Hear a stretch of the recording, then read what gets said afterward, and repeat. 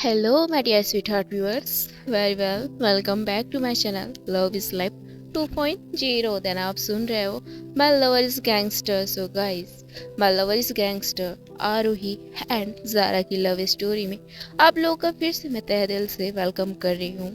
And story के last chapter में आपने सुना था कि जो रूहाना रहती है वो आराम से सो जाती है, लेकिन ज़ारा के पास अचानक से एक कॉल आता है जिसकी वजह से थोड़ा सा ज़ारा परेशान हो जाती है, लेकिन कुछ टाइम में ही वहाँ से चुपचाप निकल जाती है रूहाना के चिक्स पे उसके फॉरहेड पे किस करके।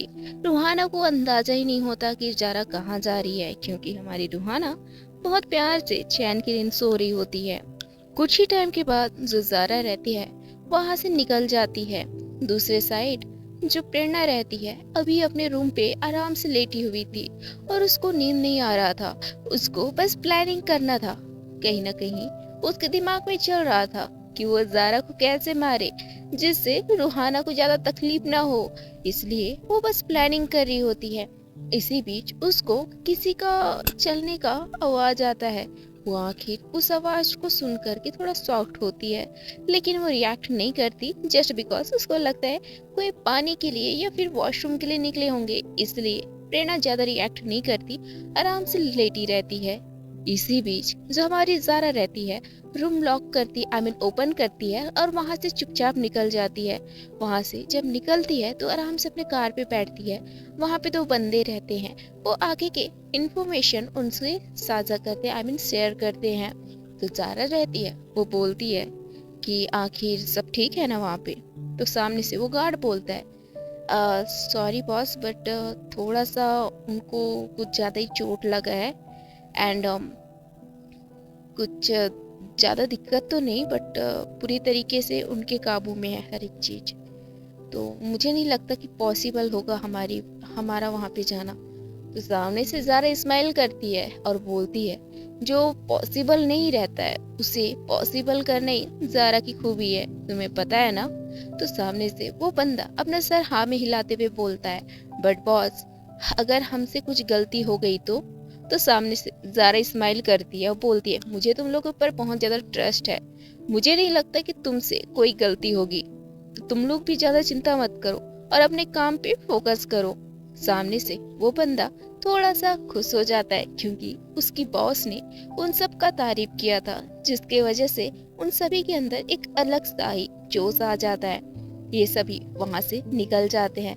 ये लोग आखिरकार उस जगह पे पहुंचते हैं जहाँ पे वो जाने के लिए निकलते हैं। फाइनली वो लोग उस जगह पे पहुंचते हैं। जी हाँ, वो जगह और कोई नहीं, हमारी ज़ारा का पैलेस था जहाँ पे वो लोग गए थे। आखिर वहाँ पे क्या हुआ है, ज़ारा वहाँ पे खड़ी होती है, तभी कुछ बंदे ज़ारा को देख कर के हंसने लगते हैं। उसके आंखों में दिख रहा था कि ज़ारा को वो लोग नहीं छोड़ेंगे। उनकी आंखों में एक तरीके का हवस दिख रहा था जिसको ज़ारा नोटिस कर लेती है, लेकिन ज़ारा के फेस पे कुछ भी रिएक्शन नहीं था। उसका पूरा फेस एकदम कोल्ड था। जस्ट वो इन चीजों पे कोई फोकस नहीं करती और बोलती है मुझे तुम्हारे बॉस से मिलना है। तो सामने से वो दोनों बंदे हंसते हुए बोलते हैं हाँ हाँ क्यों नहीं, चलिए। उनके दिमाग में कुछ और ही चल रहा था, जस्ट लाइक अगर ये बंदी वहां पे हमारे बॉस से पिट जाती है या फिर बॉस का मनोरंजन बहुत अच्छे से होता है तो हमें इसका स्वाद मिलेगा, मतलब हमें इसका अच्छा खासा मुनाफा मिलेगा। लाइक वो ज़ारा की बात कर रहे होते हैं। ज़ारा वहाँ पे चुपचाप अंदर चली जाती है। जब वो अंदर जाती है तो वहाँ का नज़ारा देख करके उसकी आंखों में अजीब सा गुस्सा आ जाता है। हाँ, वहाँ पे एंटर करते ही ज़ारा की नजरें सीधा रूहान के ऊपर पड़ती है, जो कि रूहान पूरी तरीके से खूना खून हुआ रहता है, मतलब उसकी पूरे बॉडी में ब्लड ही ब्लड हुआ रहता है। उसको बहुत ज्यादा मारा गया था। ज़ारा आसपास देखती है, रूहान को देखती है और वहाँ का नज़ारा देखती है जहाँ पे दो बंदे आकर के आराम से बैठे रहते हैं। वो ज़ारा को देख कर के हंसने लगते हैं और बोलते हैं तुम्हारा स्वागत है ज़ारा, हम तुम्हारा ही वेट कर रहे थे। ज़ारा हल्का सा उनकी साइड देखते हुए एक छोटी सी स्माइल करते हुए बोलती है अच्छा तो मेरा इंतजार चल रहा था। तो दोनों बंदे हंसते हुए बोलते हैं हाँ, तो ज़ारा उनके पास आती है। वो दोनों बंदे उसे बोलते हैं बैठ जाओ, रिलैक्स करो, हम तुमसे बहुत अच्छे से बात करेंगे और इसके लिए तुम्हें कुछ पे करना होगा, जिसकी वजह से हम तुम्हारे दोस्त को, तुम्हारे पार्टनर को छोड़ देंगे। तो ज़ारा हंसते हुए बोलती है क्या तुम्हारा यही मतलब औकात है कि तुम ये कर पाओगे? तो सामने से वो दोनों बंदे हंसते हुए बोलते हैं क्या तुम हम सभी के चंगुल से अपना ये सो कॉल्ड फ्रेंड, क्या हो सकता है तुम्हारा बॉयफ्रेंड, उसे छुड़ा पाओगे? तो सामने से ज़ारा बस एक छोटी सी स्माइल करती है। रूहान उनकी बातों को ध्यान से सुन रहा था, उसका कोई रिएक्शन नहीं था। वो तो बस रूहाना ज़ारा के साथ देख रहा होता है और उसके दिमाग में बस चल रहा था कि एक बार तुम्हारा ऑर्डर मिल जाए, मैं इन दोनों बंदों को जिंदा नहीं छोड़ूंगा। उसकी आंखों के रिएक्शन यही बोल रहे होते हैं। ज़ारा स्माइल करते हुए बोलती है मुझे तो नहीं लगा था कि तुम दोनों प्यादे यहाँ पे आओगे, मुझे लग रहा था तुम्हारा बॉस आएगा। तो हंसते हुए वो दोनों बंदे बोलते हैं ओ, तो तुम हम दो प्यादों से भी डर चुकी हो, तो हमारे बॉस को देख कर के तुम्हारा हालत क्या होगा? वैसे ज़ारा मैं तुम्हारे लिए एक छोटा सा ऑफर रखूंगा, जिससे मैं तुम्हें और तुम्हारे इस सो कॉल्ड बॉयफ्रेंड या फ्रेंड है उसको छोड़ दूंगा। तो सामने से ज़ारा हंसते हुए बोलती है अच्छा, तो तुम्हारा वो क्या है जो मुझे करना होगा? तो सामने से वो बंदा अपने टंग को बाहर निकालते हुए अपने लिप्स से हल्का सा बाइट करते हुए एक अजीब सा फेस बनाते हुए वो ज़ारा के साइड देखते हुए बोलता है बस तुम्हें अपनी बॉडी से हमें पे करना होगा, बस नॉर्मल सा है, जिससे हम तुम्हें और तुम्हारे सो कॉल्ड बॉयफ्रेंड को छोड़ देंगे और साथ में कुछ पैसे दे देंगे जिससे तुम अपना नया शुरुआत कर सको। ज़ारा उसका फेस पूरे तरीके से ठंडा हो जाता है और उसका रिएक्शन कुछ अजीब सा हो जाता है और वो उनके साइड देखती है अपनी गहरी आंखों से।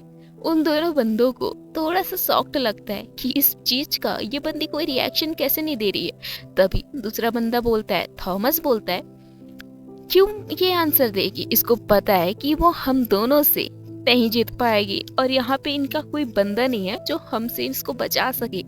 तभी ज़ारा हंसते हुए बोलती है तुम्हारी बातों में तो पॉइंट है, आई एग्री, बट तुम्हें क्या लगता है, क्या तुम मुझे पा सकते हो? और तुमने क्या बोला, मैं अपनी बॉडी से तुम्हें पे करूं? क्या तुम्हारी इतनी मजाल है कि तुम मुझे टच कर सको? ऐसे बोल के ज़ारा वहाँ पे आराम से बैठ जाती है एक अलग से वे में, लाइक गैंगस्टर वे में, जिससे उन दोनों को थोड़ा सा घबराहट हो जाता है कि आखिर ये क्या सोच रही है। ज़ारा बस स्माइल कर रही होती है और एक नजर वो रूहान के साइड देख रही होती है। उसकी साइड जस्ट ज़ारा देखती है तो रूहान के फेस पे ऑटोमेटिकली स्माइल आ जाता है। जो रूहान जमीन पे खून से लथपथ होकर पड़ा था, जिसके हाथ और पैर पे रस्सी था, उसके फेस पे एक स्माइल और उसके आंखों में कोई डर नहीं। आखिर क्या हो रहा है? उन दोनों प्यादों के दिमाग में ये बात खनकती है और कहीं न कहीं उन दोनों प्यादों के दिल में एक डर सा भी उभर आता है, लेकिन वो लोग इस डर को बिल्कुल भी एक्सेप्ट नहीं कर पाते हैं, क्योंकि उनको पता था कि यार हमारे बंदे यहाँ पे चारों ओर हैं, तो क्या ये दोनों मिलके या फिर ये रूहान अकेला मुझे हम सभी को मार पाएगा? उसके दिमाग में ये थॉट चलता है, जिसकी वजह से वो लोग हंसने लगते हैं। तभी ज़ारा बोलती है तो तुम्हारा क्या करना है, मुझे तुम बताओगे?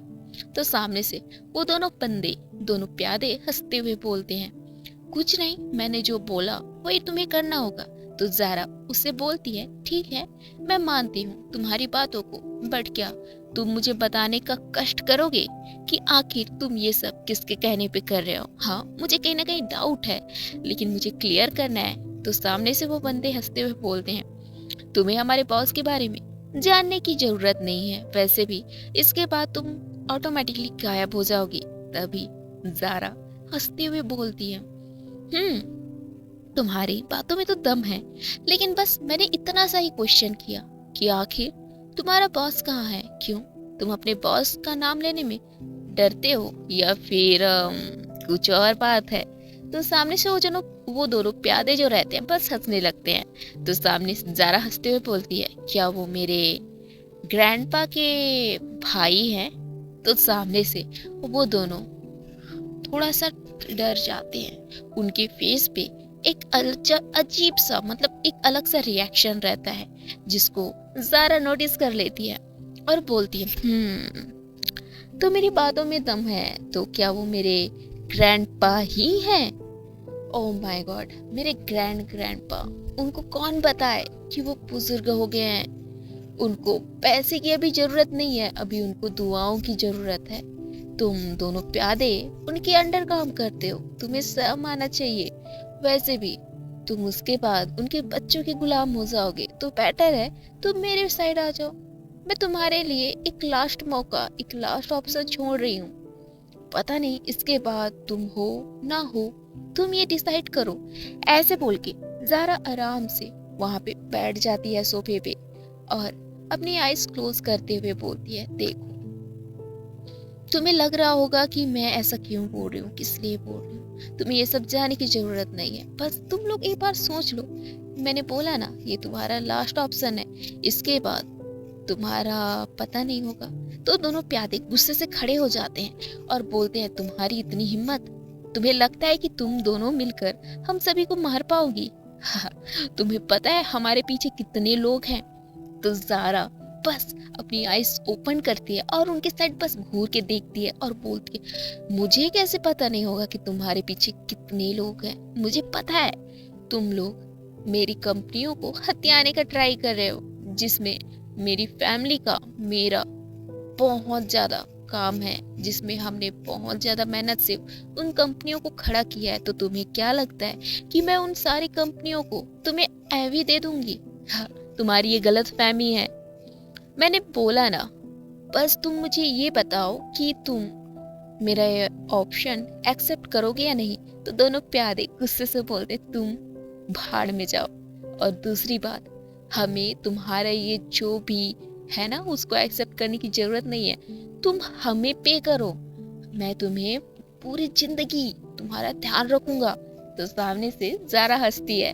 तभी वो बंदा अपने प्यादों की साइड इशारा करता है, थॉमस भी बंदों की साइड इशारा करता है। तभी वो बंदे भागकर ज़ारा की साइड आ रहे होते हैं। तभी कुछ अलग होता है।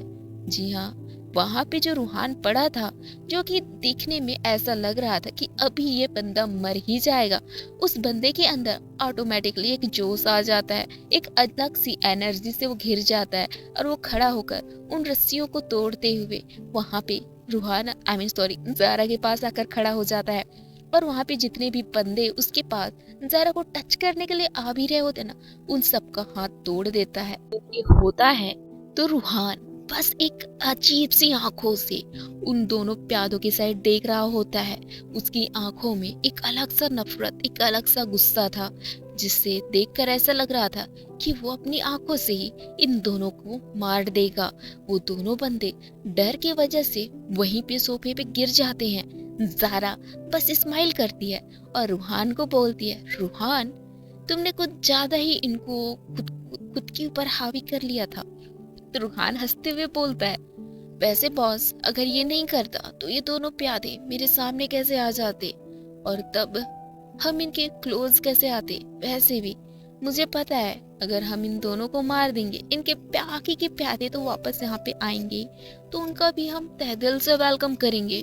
वैसे भी आपको पता है ना, मैं किसी को ऐवी तो छोड़ता नहीं, उनका बहुत अच्छे से ख्याल रखता हूँ और उनको बहुत अच्छे से प्यार भी देता हूँ। ऐसे बोल के रूहान उन दोनों प्यादों की साइड देख रहा होता है। तभी वो दोनों प्यादे चिल्लाते हुए वहाँ पे जितने भी गार्ड रहते हैं उनको अंदर बुलाते हैं, लेकिन वहाँ पे कोई भी अंदर नहीं आता। वो दोनों एक दूसरे के फेस के साइड देख रहे होते हैं। उन दोनों के फेस पे अजीब सा डर, अजीब सी घबराहट, उनकी पूरे बॉडी में अजीब सा कंपन हो रहा था। हद से ज्यादा थॉमस डरा हुआ था। वो रॉबर्ट के साइड देखते हुए बोलता है, रॉबर्ट क्या हो रहा है, कोई क्यों नहीं आ रहा है? रॉबर्ट थॉमस की साइड देखते हुए बोलता है, थॉमस मुझे नहीं पता। सामने से ज़ारा बस उनकी साइड प्यार से देखती है और बोलती है, क्या हुआ, कोई नहीं आ रहा है? ओ मैं हेल्प कर दूं? तो वो दोनों बंदे ज़ारा की साइड देख करके थोड़ा सा अजीब सा एक एहसास करते हैं डर का, जो कि ज़ारा उनके इस रिएक्शन को देख करके कहीं ना कहीं समझ जाती है। तभी ज़ारा अपने हाथों से ताली बजाती है। उसके ताली बजाते हुए वहाँ पे कुछ बॉडीज आना स्टार्ट हो जाता है, जो कि वहाँ पे पूरी तरीके से पूरे हॉल पे फैल जाता है। ये कोई बॉडी आम नहीं, इन्हीं के बॉडी गार्ड्स थे जो कि मरे पड़े थे। जब इस चीज को वो दोनों देखते हैं तो वो दोनों का डर के मारे हालत खराब हो जाता है। कुछ टाइम के बाद वहाँ पे गार्डों का भीड़ लग जाता है और सामने से ज़ारा हंसते हुए बोलती है, तुम्हें क्या लगा? क्या तुम मुझे ऐवी ही मुझे मार सकते हो? तुम्हें क्या लगा था कि तुम इतने से गार्ड को ला करके मुझे मार सकते हो? वैसे भी तुम्हें एक बात बता दूं, मेरा एक गार्ड 10 लोगों को आराम से संभाल सकता है। रूहान को तुमने तो देख लिया, वो आराम से तुम्हारे 10-15 बंदों को यूं ही निपटा चुका है। तो बस तुम दोनों अपना मुंह आराम से खोलो और मुझे बताओ कि आखिर इन सब के पीछे कौन कौन है। मैं तो जान चुकी, मेरे बड़े ग्रैंडपा इसमें शामिल है। तो आगे बताओ और इनमें कौन कौन इन्वॉल्व है। तो दोनों प्यादे डर के वजह से बोलते हैं, हमें नहीं पता कौन कौन है, बस हम तो उनके अंडर ही काम करते हैं। हमने अभी तक किसी का फेस नहीं देखा है। वो सभी, हम जब भी मीटिंग करते थे उन सब का फेस कैसे हाइड होता था। वो अपने फेस को कभी रिवील नहीं करते थे, उनके फेस पे मास्क रहता था। तो ज़ारा हंसते हुए बोलती है, अच्छा तो तुम लोग इतना बता सकते हो इसके पीछे कितने लोगों का हाथ है? तो सामने से वो दोनों प्यादे बोलते हैं, हम 5 थे, जिसमें से एक आपके ग्रैंडपा थे और 2 पता नहीं कौन थे, लेकिन वो बहुत ज्यादा ताकतवर लग रहे थे। तो सामने से ज़ारा उनकी क्लोज आती है, उनका फेस टच करते हुए बोलती है, अच्छा तुम लोग बोल रहे थे ना कि तुम लोग मेरा यूज करना चाहते हो कि मैं तुम्हें कैसे पे कर सकती हूँ। ओ, तो अब मैं करूँ तुम्हें पे? ऐसे बोल के ज़ारा अपने बंदों के साइड देख करके एक इशारा करती है। तभी वहाँ पे 2 बंदे आ जाते हैं, जो कि देखने से लग रहा था कि हट्टे कट्टे क्या यार, पहलवान थे यार, बॉडी सॉडी था। तो उन दोनों को देख करके लग रहा था कुछ तो कुछ यहाँ पे खिचड़ी पक रही है। तो ज़ारा उन दोनों को इशारा करती है। तभी वो दोनों बंदे उन दोनों को उठा करके एक रूम में ले जाते हैं। तभी उस रूम से जोरों शोरों से चिल्लाने की आवाज आती है। देखते ही देखते वो लोग अपना रहम का भीख मांगना स्टार्ट करते हैं। आखिर उस रूम में हो क्या रहा है? ज़ारा बस अपना मोबाइल आराम से देख रही होती है, जहाँ पे एक कैमरा, सीसीटीवी कैमरा अपने रूम पे उसने फिट किया था, क्योंकि वो अपनी जान को तो ऐसी अकेले उस रूम पे नहीं छोड़ सकती थी ना। हाँ, चाहे वो उसको टॉय की तरह माने, लेकिन कहीं ना कहीं ज़ारा रूहाना को तो बहुत ज्यादा प्यार करती है। वो अपनी रूहाना को देख रही होती है।